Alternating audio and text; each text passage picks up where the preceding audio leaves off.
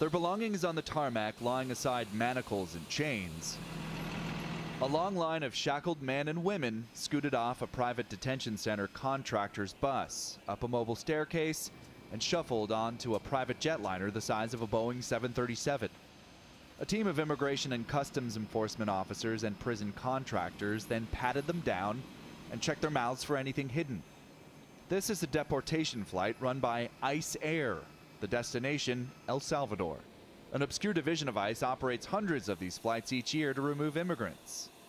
Deportation flights are big business. The U.S. government has spent about $1 billion on them in the last decade, and now the Trump administration wants to increase the budget for ICE Air by 30%. About 100,000 people per year are deported on these flights.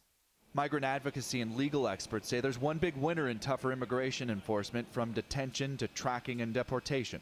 These are vast sums of money that are being spent to repatriate these people. It's private companies. You know, the question becomes, are there other ways that this vast amount of money can be spent? I mean, could it be spent to prioritize the deportations, to have a more efficient procedure? ICE transports detained immigrants between American cities and for those with removal orders back to their home countries. The agency gave the Associated Press access to film the boarding of this flight in November on the condition we not show deportees' faces.